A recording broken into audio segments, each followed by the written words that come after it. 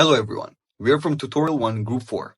Today we'll be presenting our analysis of Chapter 12, which explores leadership, specifically how trust, credibility, and leadership style influence organizational outcomes. Our group consists of 12 members: Yik Lam, Nisha Jasmine, Nurin Putri, Siti Nur Aisha, Muna Mukhlisa, Adlina Shazwani, Emma Zulaika, Auni Afrina, Emma Carlina, Michelle Young, Amir Zakwan, and me, Anant Dubey. In this presentation, we'll be answering the end-of-chapter questions and applying key concepts to two real-world case studies: the FIFA corruption scandal and Sir Alex Ferguson's leadership at Manchester United, the football club. Our goal is not just to summarize, but to critically apply what we have learned and explain how leadership behavior can either build or destroy credibility, both internally within the organization and in the public eye. That's going to be all from me for the introduction of the group. Now I'd like to pass the floor to Yiklam, who's going to be answering question 1. Well, hello everyone, I'm Yik Lam and I'm going to discuss about question 1. Define leader and leadership and discuss why managers should be leaders. So, what is a leader? So, a leader is someone who can influence others and who has managerial authority, which means that a leader is someone who can influence people and has the managerial authority to manage their subordinates. So, the influence comes from both position and personal qualities. Leaders not just appear in an organization, it exists in many contexts. So, as an example, a leader not just come in an organization like Elon Musk in Tesla, but it also comes in some sport teams like LeBron James leading the Cleveland for 2016, and a father as a leader of a family, or even our friends, we also have a leader who's going to lead us. So now we're going to talk about leadership. So leadership is a process of leading a group and influencing that group to achieve its goals. As an example, your company set you a sales goal and wants you to lead that group to achieve the sales goals. So you as a leader, you think idea and help and try to influence the group to achieve the sales goals. So this involves setting directions, aligning people, and motivating them to excel. So this relates to the four parts of management, which is managing, organizing, leading, and controlling. The third part is you as a leader need to have the behavior of a leadership. So you need to have big vision. You can't look just for now, you need to look for the future. You need to have great communication skills to avoid conflict on your subordinates. You have great integrity, you need to be honesty and have strong moral principles to gain trust from your subordinates. And you need to have great inspiration, you need to motivate others to stay committed, which means that you can't just commend them, but you need to guide them hands on hand to let them stay committed. And at last, why managers should be leaders? Well, managers is an important role and integral to the management function, and leading is one of the four keys in management. Yeah, just now I mentioned planning, organizing, leading, and controlling. Yeah. So the second one, managers can drive organizational performance, which means that managers they can who is the one who create clarity of purpose, mobilize resource, and turn strategy into action. So managers plays a very important role inside the company. So they need to they need to try to create the purpose, allocate the resources, and turn the strategy into actions. And third one, managers are the ones who builds engagement and adaptability. So, like I mentioned just now, an empowered team needs guidance more than top-down comments. So, managers can't only just commend their subordinates, but they need to guide them to inspire their subordinates. And now the Gen Z, you need to trust on autonomy, which means that you need to trust on your subordinates and give them time to do their job. You can't just like commend them and ask them like very cruel. Yeah. And at last, builds formal and informal influence. While informal leaders emerge, formal managers must lead and to align all contributors towards shared goals. So you as a manager, maybe sometimes your boss will ask you to set a small leader for the group. So even though your boss asks you to set the small leader to the group, doesn't mean that you don't have the responsibility on and charging the group.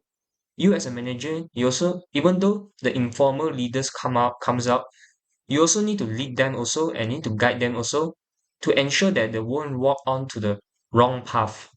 Yeah, so that's all from me, and I will pass to the next person.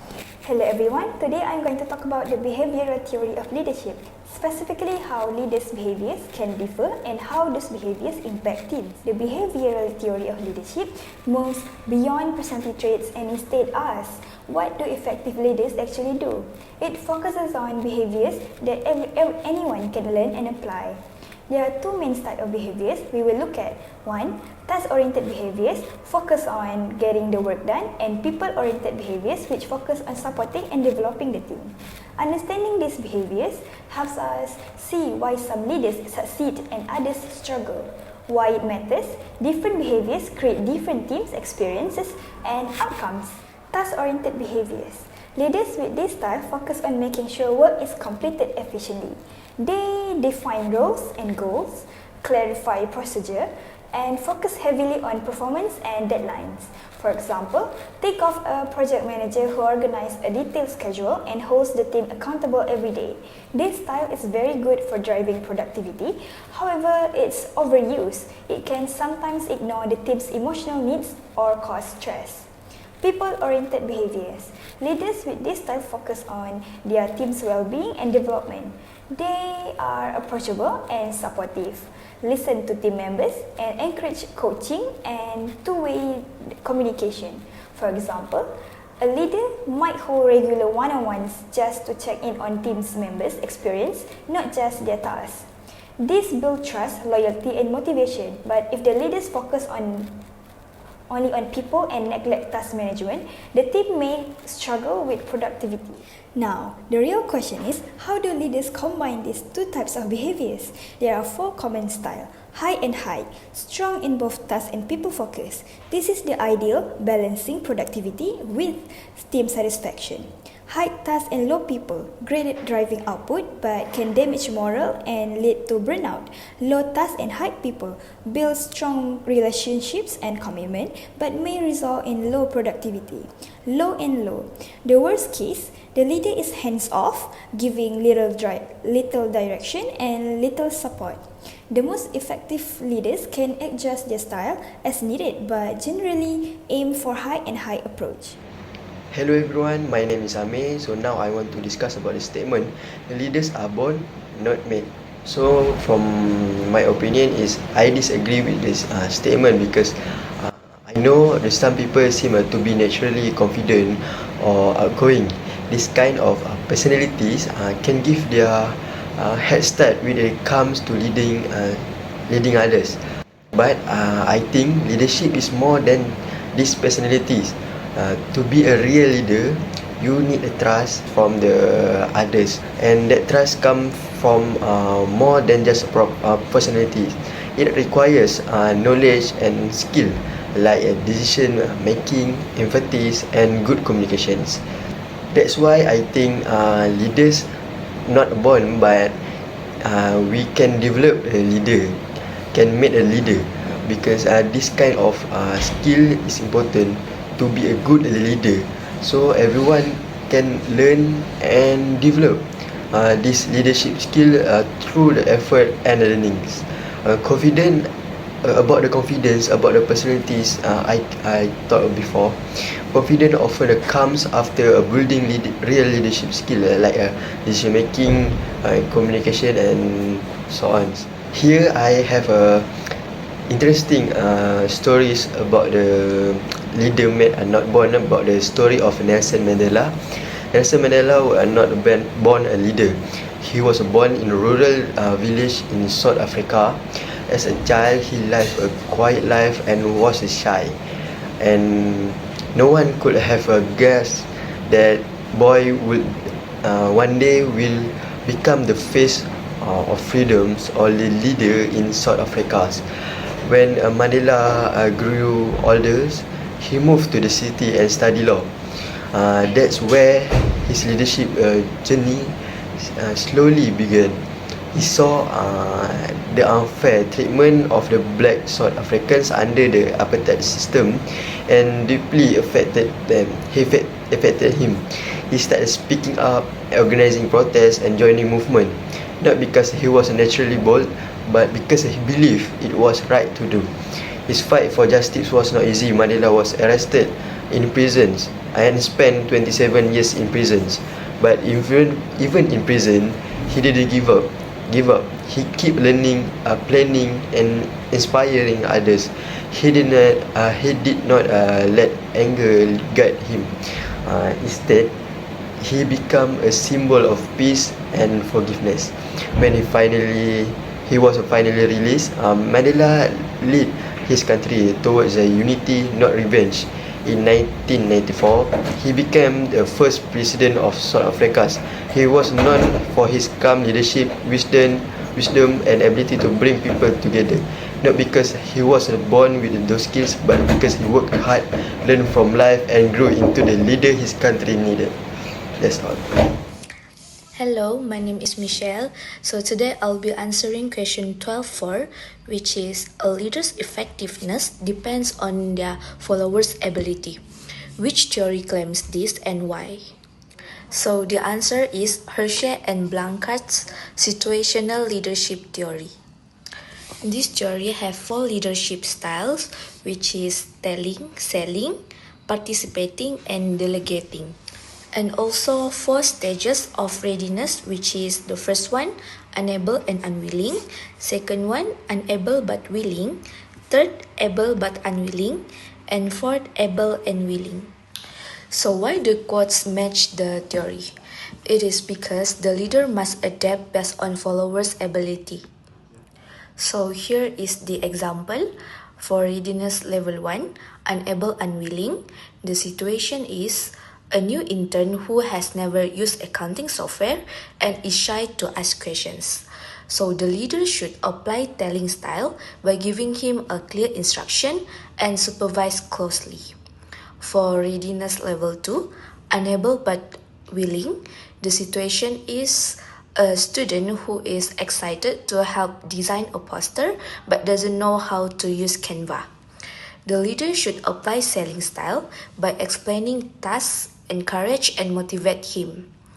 For readiness level 3, able but unwilling, the situation is a skilled member who knows how to edit videos but feels their ideas are not appreciated.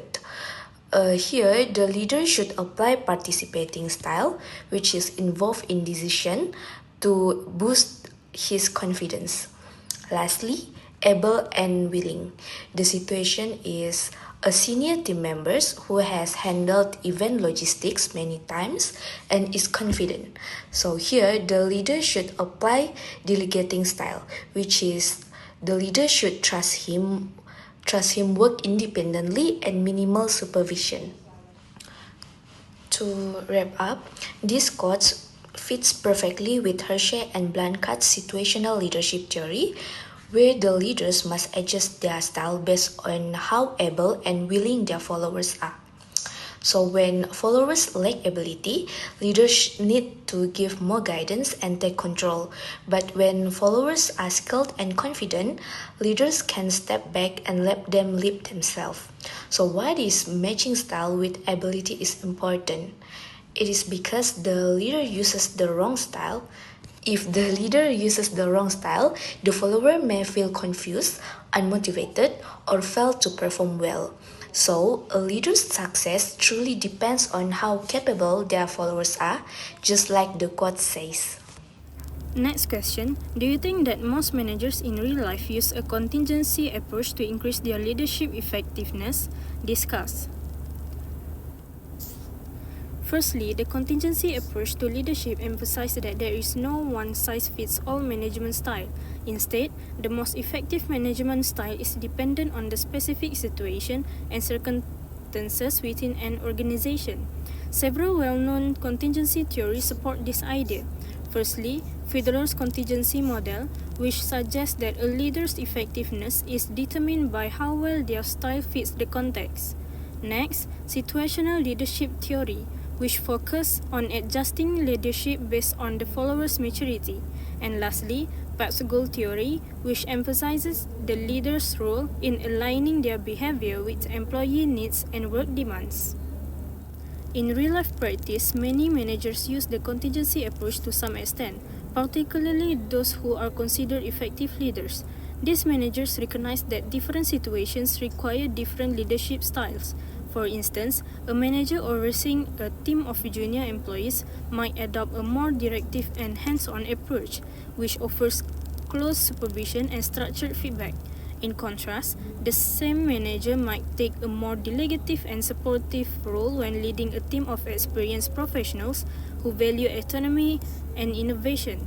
This ability to adapt based on the situation aligns closely with the principles of the contingency approach. However, not all managers apply this approach consistently. Some fall back on a preferred leadership style that worked for them in the past, regardless of whether it suits the current situation. As a result, they may fail to adjust their behavior even when it's necessary. Without adapting their approach, their leadership effectiveness declines.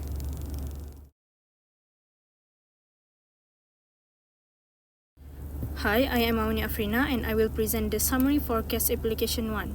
Firstly, FIFA, a global giant in governing world football, held immense power and wealth, yet it concealed systemic corruption within its operations. Next, the bidding processes for the 2018 World Cup in Russia and the 2022 World Cup in Qatar sparked collusion accusations. Third, an internal investigation led by attorney Michael Garcia produced a 350-page report. However, the report was shelved, and only a brief summary was publicly released. Fourth, in 2015, coordinated US and Swiss raids brought the issue into the criminal spotlight, resulting in the arrest of 14 officials and uncovering of bribery trail worth over $150 million. Fifth, despite the scandal, longtime President Sepp Blatter was re-elected, but he eventually resigned amid mounting ethics charges and was later banned from football for 8 years. Then, public trust in FIFA collapsed as key trust dimensions, integrity and openness, inconsistency were all deeply violated. Seventh, a culture characterized by in-group patronage, secrecy and vote trading had normalized unethical behavior within the organization. Eighth, in December 2015, the FIFA Ethics Committee banned both Blatter and Platini from all football-related activity for 8 years. Ninth, in response for the crisis, Gianni Infantino was elected president in 2016, and a series of reforms aimed at transparency and accountability were introduced. Lastly, to rebuild legitimacy, FIFA must publish its internal findings, enforce rigorous controls, and commit to radical openness going forward. Hello everyone, my name is Siti Nur Aisha and I will answer question about case study 1. Question 11, which is what does the number of senior FIFA executives being investigated say about the culture at FIFA? The investigations reveal a deeply rooted culture of corruption and unethical leadership. This wasn't just a case of few bad actors, it exposed a systematic issue marked by a lack of integrity, accountability, and transparency. As a result, global trust among clubs, nations, players, and fans was seriously damaged. FIFA's reputation suffered worldwide. In response, FIFA began implementing ethics reform in an effort to rebuild trust. Let's look deeper at the core problems highlighted by the investigations. First one is widespread corruption. Multiple top executives were involved in bribery and misconduct, showing that corruption had become an organizational norm. Second is a lack of transparency, which is FIFA appointed investigator Michael Garcia to look into World Cup bidding but only released a summary. Garcia himself claimed it misrepresented his findings, indicating an attempt to control the narrative. The third one is a leadership failure at the top. Despite ongoing scandals, Sepp Blatter was re-elected. This showed a serious resistance to accountability, which only changed after intense public and legal pressure. Last but not least is culture of protectionism. FIFA's leadership seemed more focused on preserving image than driving real reform, which is internal system didn't support whistleblowers or encourage transparency. So, in summary, the investigation uncovered a leadership crisis root in denial of protectionism. Only through authentic reform and transparency can FIFA rebuild its reputation and stakeholder trust. That's all from me. So hi, my name is Adina Salzoni and I will discuss question 12 and 12. So the question is, of the 8 suggestions for building trust, which do you think should have been focused for FIFA? Think about Michael J. Garcia report. So the first one that should be focused by FIFA is practice openness. So the problem arises when the company chooses to release a summary of 350 pages report made by Garcia. So the right thing to do is the company should realize the detail and the complete of 350 page report. This is because transparency can be applied to avoid any suspicious, and it also can build a confidence and trust among company as well as people. So the second one is to tell the truth. So the summary that a company decide to publish may not reflect the current situation of organization, such as it may covering the wrongdoing of organization. So the right thing to do is to release the detail and full of 350 pages report. So this is because people can tolerate bad news better than dishonesty. And although the truth is uncomfortable, but the organization can be respected and trust due to its integrity to confess what is the current situation of the organization without lie about them. Third one, which is the last one, is to be consistent. So the FIFA public statement is inconsistent with internal action of organization that lead to the resignation of Garcia. So the solution here is the practice that be applied by the organization so should align with the public statement. So this is because this can avoid mistrust, which can damage the credibility of the organization, and also consistency can also be predictability, which essential element of trust. Move on to the next question. What does this case say about Blatter's style leadership? So Blatter's style of leadership is autocratic and avoidant. What is the evidence? Based on the case, you can see there's a part saying that first, Blatter downplayed the allegation dismissively. Second, FIFA's own ethics committee refused to publish the complete document. Third, Blatter was re-elected, but this was to be short-lived. And lastly, Blatter continued to lead amid allegations of both collusion and financial. All of these show that Blatter's leadership reflects an autocratic style, where decisions appear to have been made by a small group of executives with limited transparency or collaboration.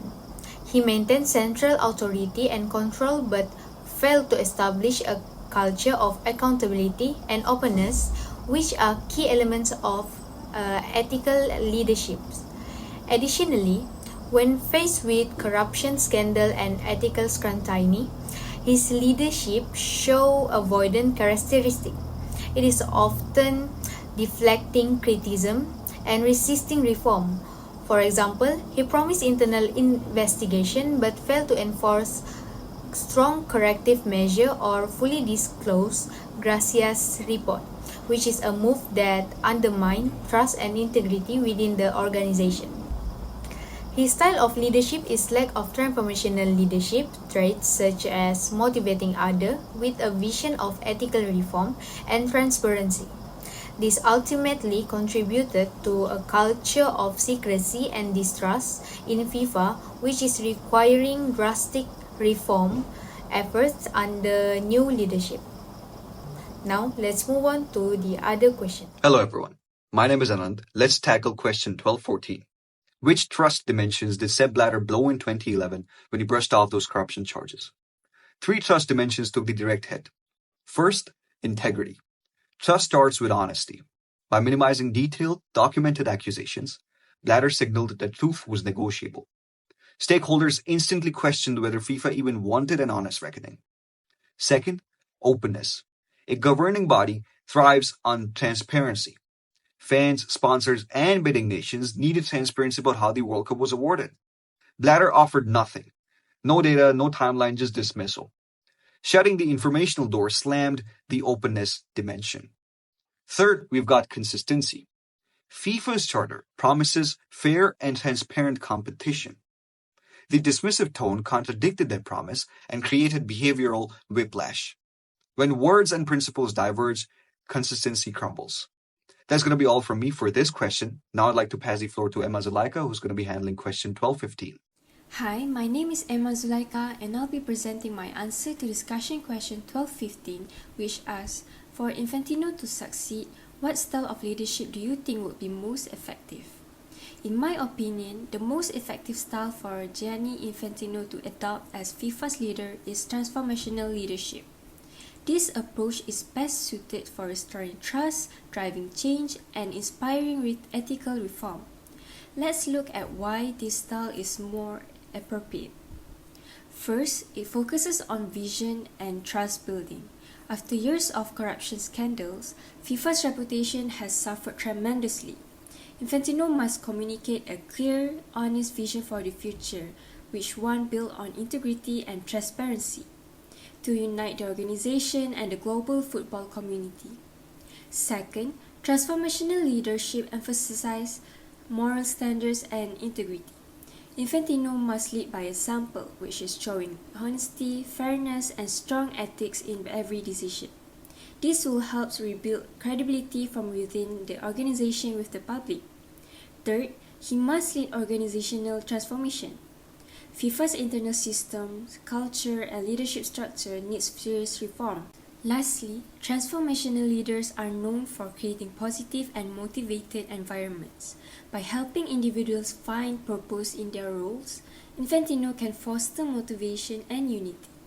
This is essential for rebuilding FIFA's image and restoring its global reputation as a trusted governing body. In conclusion, transformational leadership is the most effective style for Infantino as it equips him to rebuild trust, inspire change, and lead FIFA into a new era of transparency and excellence. Thank you. Next, I'll be presenting a summary of Case Application 2 titled Serving Up Leaders, which highlights the leadership journey of Sir Alex Ferguson, the legendary football manager of Manchester United. Let's go through the key points. First, Sir Alex Ferguson managed Manchester United from 1986 to 2013 and became one of the most successful football managers in history. Second, he was famous for using the hairdryer treatment, a strong disciplinary method where he raised his voice to keep players accountable and focused. Third, while he was known for being tough, Ferguson was also highly strategic. He showed emotional awareness and adjusted his leadership style based on each player's personality. Fourth, his first priority when taking over the club was to change the culture. Fifth, he made it clear that playing Manchester United was a privilege. He reminded players of the importance of wearing the badge and representing the club with pride. 6. Ferguson used different communication styles. He would shout at players who needed a firm push, but used calm and support for those who responded better to encouragement. 7. He paid attention to the smallest details, like learning the names of all support staffs. This showed that he valued everyone. 8. He believed in correcting mistakes quickly and then moving forward. He never held grudges, which allowed players to improve and feel supported. 9. Like Steve Jobs, Ferguson was demanding and driven, but also emotionally intelligent. He connected with people and understood how to motivate them. And finally, after retirement, he taught leadership at Harvard Business School and published a book called Leading, where he shares his leadership principles and experience. In conclusion, Sir Alex Ferguson's success came not only from his strict discipline, but also from his ability to adapt, inspire, and connect with others on a deeper level. Thank you. Hello, my name is Emma Karina and now I'll be answering question 1216. So, referring to the case, Sir Alex Ferguson leadership at Manchester United illustrates several key leadership theories. First, his behavior aligned with contingency leadership theories, particularly the path goal theory. This theory suggests that a leadership should adjust their style to fit the needs of their followers and the work environment. Ferguson did exactly that, which he was known to be demanding and authoritative when needed, but also supportive and motivational depending on the player or situation. For example, he might yell at one player during training to provoke a reaction, but take a quiet and more supportive approach with another to build their confidence. Second, we see evidence of behavioral theories. These theories focus on what leaders do, basically their action and behaviors, rather than their traits. Ferguson balanced task-oriented behaviors like setting a high standard and enforcing discipline, with relationship-oriented behavior such as building team spirit and sense of belonging. This is seen in how he expected players to wear blazers with the club badge, reinforcing unity and identity. Third, Ferguson can also be viewed as a transformational leader. He wasn't just managing players, but he was also inspiring them to adopt a shared vision. He transformed the team culture and instilled pride, commitment, and motivation to succeed on and off the field. His leadership extended beyond tactics, where it was about shaping attitudes and behaviors to create a winning mindset. Finally, Ferguson demonstrated the principle of the situational leadership theory by Hersey and Blanchard, where he was highly skilled at reading individual readiness levels and tailoring his leadership accordingly. Younger players might need more direction and encouragement, while veterans require autonomy and trust. Well, that's all for now. Let's move on to the next question. Hello, my name is Siti Aisha and I will be answering question which is what leadership traits do you see being demonstrated in this case? First is visionary thinking. Ferguson was a visionary leader from the moment he joined the club in 1986. He set out to rebuild its culture. He focused on youth development, discipline, and instilling a relentless drive to win. His long-term vision was key Manchester United's sustained success.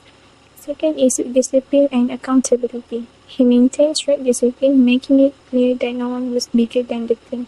Even top players faced consequences by the campaign values, showing his strong commitment to accountability. The third one is adaptability. Ferguson was also adaptable. He didn't lead with a one-size-fits-all style, but he could be demanding when needed, but also supportive, adjusting his approach based on each player's personality and situations. Emotional intelligence. His emotional intelligence was evident in how he built strong relationships. He learned the names of not just players but also support staff and even film crews, showing respect and empathy at every level.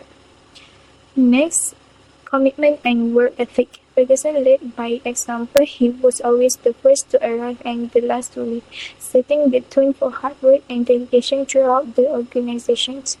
But last but not least is interpersonal skills. He invested in relationships and fostered a sense of belonging among everyone at the club. His ability to connect with people built trust and loyalty. In summary, Sir Alex Ferguson's leadership was built on vision, discipline, adaptability, emotional intelligence, work ethic, and strong interpersonal skills. These traits not only brought success but create a lasting legacy of leadership. That's all from me. Thank you. Hi everyone, I am Nurin Putri binti Muhammad Isham and today I will be discussing about question 1218. To what degree has emotional intelligence played a part in Alex Ferguson's success? So, emotional intelligence refers to the ability to understand and manage one's emotion and those of others. So, Ferguson wasn't just a tactical genius. His leadership success was deeply rooted in emotional intelligence. He consistently demonstrated all 5 key components, which is self-awareness, self-management, self-motivation, empathy, and also social skills. This allowed him to lead over 26 years at Manchester United, building not just a team but also a winning culture. So the first one is self-awareness. Ferguson was highly self-aware. He recognized when his intensity motivated players and when it became intimidating. This helped him adjust his behavior depending on the situation, making his leadership more impactful and less erratic. Second one is self-management. He also showed strong self-management. Even after intense outbursts, he didn't hold grudge. He moved on quickly, ensuring that conflicts didn't affect long-term relationship within the team. Third one is self-motivation. So Ferguson's passion for the game and his team never fade. Even under constant pressure, that kind of self-motivation helped him stay committed, focused and resilient over 2.5 decades. Fourth one is empathy. So he understood that every player was different. Some needed encouragement, others need tough love, and he read each individual's trigger and needs, even learning the name of all support staff, which reflect his deep empathy. The last one is social skill. Finally, Ferguson's social skill helped him manage media, mentor future managers, and also maintain respect from his player. His ability to connect, communicate, and build trust was key to his long-term success. In a conclusion, emotional intelligence wasn't just a part of Ferguson's leadership, but it was at the core. So, it amplified his strength and helped him lead a high-performing, multi-generational team for over 2 decades. That's all for me. Thank you. Hello, now I'll be answering question 12-19. Based on the case, there's some issue that could arise. One major issue is the potential for perceived favoritism. When different players are treated differently, some may feel that others are receiving special treatment or are held to a different standards. This can lead to jealousy, division within the team, and also a breakdown in trust. Another concern is inconsistency. If players receive mixed signals about expectation, discipline, or feedback, it can create a confusion and uncertainty. A consistent environment helps players to understand what is expected, and frequent shifts in leadership style can undermine that clarity. Additionally, the success of this approach depends entirely on the leader's ability to judge each situation accurately. If a leader misjudges a player's needs, let's say pushing someone too hard or being too lenient with someone who needs structure, it can hurt their performance and also their morale. Lastly, varying approaches too much can weaken a leader's perceived authority, which let's say players might start to questioning decisions or assume that rules are negotiable, which can erode disciplines and team unity. Well, that's all from my part. Thank you. As we've seen all through Chapter 12 and our 2 case studies, leadership is ultimately about the quality of influence, not the quantity of authority. The FIFA scandal under Sepp Blatter showed how power without transparency diminishes trust and cripples performance. In stark contrast, Sir Alex Ferguson's tenure at Manchester United demonstrated how a clear vision, relentless adaptation, and genuine care for people can turn a simple club into a dynasty. 3 big key takeaways. Tie those stories and the chapter questions together. The first one is that integrity is non-negotiable. Credibility compounds or evaporates with every single decision. The second is culture is a leader's loudest message. Whether we nurture openness like Ferguson or tolerate opacity like FIFA, followers will mirror it. Third, sustainable success demands continual learning. Great leaders stay curious, update their game plan, and empower others to do the same. So as we leave you with those examples, we invite you to ask yourself, what kind of culture am I building? How transparent are my choices? And how committed am I to learning? Your answers will define the legacy of your own leadership. That's going to be all from us. Thank you for watching. We're Tutorial 1 Group 4.